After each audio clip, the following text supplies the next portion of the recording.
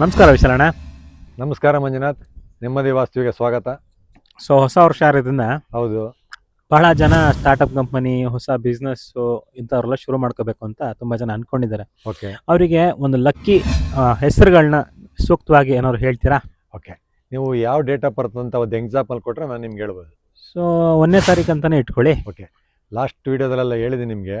1ನೇ ತಾರೀಕಿನವ್ರಿಗೆ total number 5, total number 6, total number 3, total number 1, ಈ ಥರ ಟೋಟಲ್ ನಂಬರ್ಗಳಲ್ಲಿ ಹೆಸರಿಡಿ ಅಂತ. ಪ್ರತಿಯೊಂದು ಆಲ್ಫಾಬಿಟ್ಸ್ಗೂ ಒಂದೊಂದು ನಂಬರ್ ಇರುತ್ತೆ. ನಾನು ಡಿಸ್ಕ್ರಿಪ್ಷನಲ್ಲಿ ಹಾಕಿರ್ತೀನಿ ಯಾವ ಆಲ್ಫಾಬಿಟ್ಗೆ ಯಾವ ನಂಬರ್ ಅಂತ. ಅದನ್ನು ನೋಡಿ ಚೆಕ್ ಮಾಡಿಕೊಂಡು ನೀವು ಹೆಸರಿಟ್ಕೋಬೋದು. ಸೊ ಸ್ಟಾರ್ಟಿಂಗ್ ಆಲ್ಫಾಬೆಟ್ಟು ಕೂಡ ಲೆಕ್ಕ ಬರುತ್ತಾ? ಹೌದು, ಒಂದು ಡೇಟ್ಗೆ ಒಂದೊಂದು ಆಲ್ಫಾಬಿಟ್ ಲಕ್ಕಿರ್ತದೆ. ಆ ಆಲ್ಫಾಬಿಟಿಂದನೇ ನೀವು ಹೆಸರಿಟ್ಕೊಂಡ್ರೆ ತುಂಬ ಉತ್ತಮ. ಸೊ ಅದನ್ನು ಅವ್ರು ಕಮೆಂಟ್ ಮಾಡಿದ್ರೆ ನೀವು ಹೇಳ್ತೀರಾ? ಖಂಡಿತ ಹೇಳ್ತೀನಿ ಮಂಜುನಾಥ್. ಸೊ ಈ ವರ್ಷ 2026ನ ಒಂದು ಲಕ್ಕಿ ಟಿಪ್ ಹೇಳಿ ಅಣ್ಣ. ಓಕೆ, ಇದು 2026ನೇ ಇಸ್ವಿ ಆಗಿರೋದ್ರಿಂದ ನೀವು 2026 ಅಂತಲೇ ಬರೀಬೇಕು.